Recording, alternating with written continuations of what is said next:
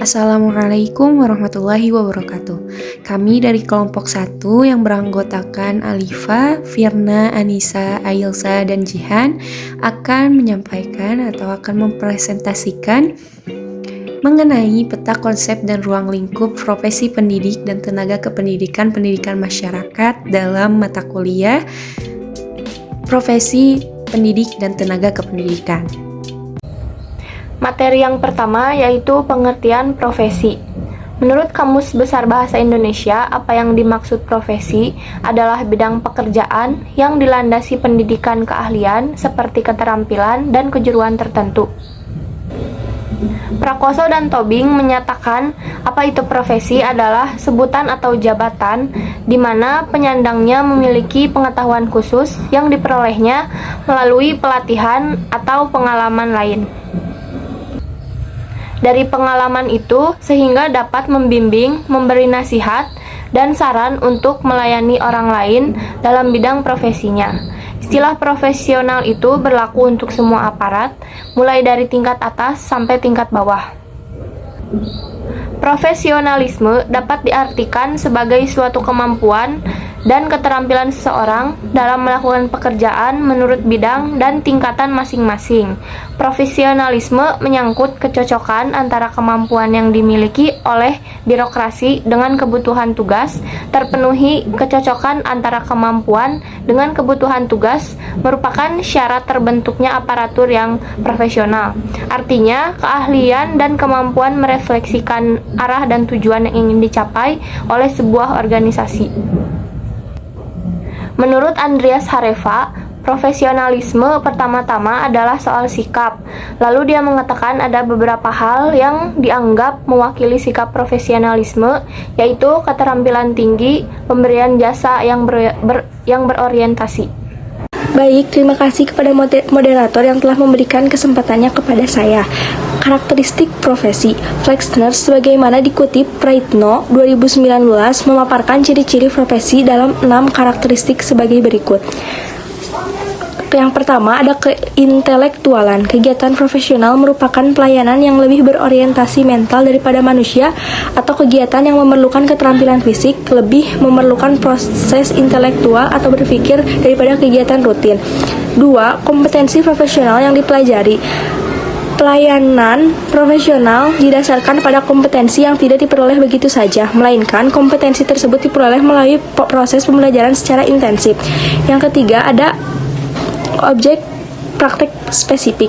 Pelayanan suatu profesi tertentu terarah kepada objek praktek spesifik yang tidak ditangani oleh profesi lain. Tiap-tiap profesi menangani objek dan praktek spesifiknya sendiri.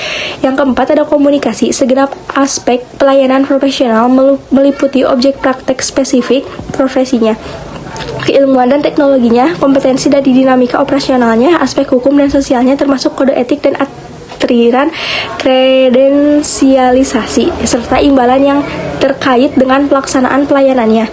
Yang kelima, ada motivasi altruistik. Motivasi kerja seorang profesional bukanlah berorientasi kepada kepentingan dan keuntungan pribadi, melainkan untuk kepentingan keberhasilan dan kebahagiaan serta sasaran pelayanan, serta kemaslahatan kehidupan masyarakat pada umumnya. Yang keenam, ada organisasi profesi. Tenaga profesional dalam profesi yang sama membentuk suatu organisasi profesi untuk mengawasi pelaksanaan tugas-tugas profesional. Organisasi profesi itu di samping membesarkan profesi itu sendiri juga sangat berkepentingan untuk ikut serta memenuhi kebutuhan dan membahagiakan warga negara dan masyarakat luas. Sekian dari saya kembalikan kepada moderator. Baik, di sini saya akan menjelaskan tenaga kependidikan.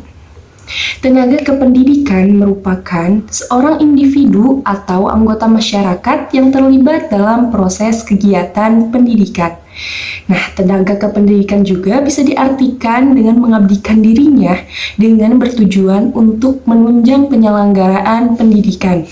Nah, tugas pokok dari tenaga kependidikan sendiri sudah dijelaskan bagaimana dalam Undang-Undang Republik Indonesia Nomor 20 Tahun 2003 tentang Sistem Pendidikan Nasional Bab 11 Pasal 39 Ayat 1. Disebutkan bahwa tugas pokok tenaga kependidikan adalah melaksanakan administrasi, pengelolaan, pengembangan, pengawasan, dan pelayanan teknis untuk menunjang proses pendidikan pada satuan pendidikan. Baik, selanjutnya mengenai hak dan kewajiban tenaga kependidikan. Hak dan kewajiban tenaga kependidikan ini sebagaimana yang telah dipaparkan dalam Undang-Undang Republik Indonesia Nomor 20 Tahun 2003 tentang Sistem Pendidikan Nasional adalah sebagai berikut. Yang pertama, ada memperoleh penghasilan dan jaminan kesejahteraan sosial yang pantas dan memadai. Yang kedua, memperoleh penghasilan sesuai dengan tugas dan prestasi kerja. Yang ketiga, memperoleh pembinaan karir sesuai dengan tuntunan pengembangan kualitas. Yang keempat, memperoleh perlindungan hukum dalam melaksanakan tugas dan hak atas hasil kekayaan intelektual. Dan yang kelima, merupakan memperoleh kesempatan untuk menggunakan sarana, prasarana, dan fasilitas pendidikan untuk menunjang kelancaran pelaksanaan tugas. Sedangkan kewajiban yang harus dilaksanakan oleh tenaga pendidikan antara lain yaitu menciptakan suasana pendidikan yang bermakna, menyenangkan, kreatif, dinamis, dan geologis. Nah, dan selain itu juga mempunyai komitmen secara profesional tentunya sebagaimana untuk meningkatkan mutu atau kualitas pendidikan, memberikan teladan yang baik, menjaga nama baik lembaga, profesi dan kedudukan sesuai dengan kepercayaan yang diberikan kepadanya.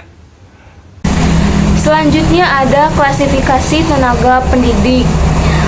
Klasifikasi tenaga kependidikan sebagaimana tercantum dalam Undang-Undang Republik Indonesia Nomor 20 Tahun 2003 tentang Sistem Pendidikan Nasional disebutkan sebagai berikut. Yang pertama, Kepala Satuan Pendidikan.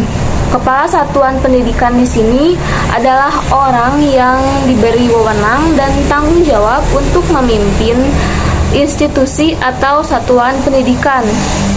Di sini ada beberapa contoh tenaga kependidikan, yaitu ada kepala sekolah, rektor, dan juga direktur atau istilah lainnya. Yang kedua ada pendidik. Pendidik adalah tenaga kependidikan yang berpartisipasi dalam penyelenggaraan pendidikan dengan tugas khusus sebagai profesi pendidik. Termasuk dalam tenaga kependidikan ini adalah guru, dosen, konselor, pengawas, pamong belajar, widyaswara, fasilitator, tutor, ustadz, atau sebutan dalam istilah lain yang berlaku di masyarakat. Yang ketiga, ada tenaga kependidikan lainnya, adalah orang yang berpartisipasi dalam penyelenggaraan pendidikan pada satuan pendidikan atau institusi, walaupun tidak secara langsung terlibat dalam proses pendidikan. Tenaga kependidikan ini adalah wakil kepala sekolah, pustakawan, tata usaha, pelatih ekstrakurikuler, dan juga petugas keamanan. Ruang lingkup profesi pendidik dan tenaga kependidikan. Menurut El Mulyasa, pelaksanaan manajemen tenaga pendidik dan kependidikan di Indonesia sedikitnya mencakup 7 kegiatan utama, yaitu perencanaan, pengadaan, pembinaan dan pengembangan, promosi dan mutasi, pemberhentian, kompensasi, dan penilaian. Secara garis besar, kegiatan-kegiatan dalam manajemen tenaga pendidik dan kependidikan meliputi yang pertama yaitu perekrutan dan penempatan. Menurut M. Mulyasa, pengadaan tenaga pendidik dan kependidikan merupakan kegiatan untuk memenuhi kebutuhan tenaga pendidik dan kependidikan pada suatu lembaga pendidikan, baik dalam hal jumlah maupun kualitasnya. Untuk mendapatkan tenaga pendidik dan kependidikan yang sesuai dengan kebutuhan, dilakukan kegiatan perekrutan bertujuan untuk mencari dan mendapatkan calon-calon tenaga pendidik dan kependidikan yang memenuhi syarat sebanyak mungkin. Lalu kemudian dipilih calon terbaik dan tercakap. Dengan demikian dapat disimpulkan bahwa spesifikasi tugas atau pekerjaan adalah uraian yang mengungkapkan secara jelas, tegas, dan ringkas mengenai syarat-syarat bagi setiap orang yang tepat untuk melaksanakan tugas atau pekerjaan tertentu dengan efektif dan efisien. Tersedianya spesifikasi tugas atau pekerjaan juga dapat menjadi faktor pendukung bagi suatu lembaga atau organisasi dalam usahanya untuk memperoleh tenaga kerja yang profesional dalam proses perekrutan tenaga kerja. Lalu yang kedua yaitu pemberian kompensasi. Menurut Marihot Tua Effendi Haryanja, kompensasi adalah keseluruhan balas jasa terima oleh pegawai sebagai akibat dari pelaksanaan pekerjaan di suatu organisasi dalam bentuk uang atau lainnya yang dapat berupa gaji, upah, bonus, insentif, dan tunjangan lainnya seperti tunjangan kesehatan, tunjangan hari raya, uang makan, dan lain-lain. Pemberian kompensasi tersebut ada yang dikaitkan langsung dengan kinerja seperti upah atau gaji, lalu bonus, dan komisi sehingga sering disebut dengan kompensasi langsung. Dan ada yang tidak dikaitkan langsung dengan kinerja sebagai upaya meningkatkan ketenangan dan kepuasan kerja pegawai seperti tunjangan-tunjangan. Lalu yang ketiga itu ada pembinaan atau pengembangan. Menurut Suharmisi Arikunto, yang dimaksud dengan pembinaan atau pengembangan adalah suatu usaha yang dijalankan untuk memajukan dan meningkatkan mutu tenaga personalia yang berada dalam lingkungan lembaga pendidikan, baik tenaga edukatif maupun tenaga administratif. Lalu yang keempat itu ada pelepasan atau pemberhentian. Menurut E. Mulyasa, pemberhentian tenaga pendidik dan kependidikan merupakan fungsi personalia yang menyebabkan terlepasnya pihak organisasi dan personil dari pihak dan kewajiban sebagai lembaga tempat bekerja dan sebagai tenaga kependidikan. Istilah pemberhentian memiliki makna yang sama dengan separation, yaitu pemisahan atau pemutusan hubungan tenaga kerja dan suatu organisasi.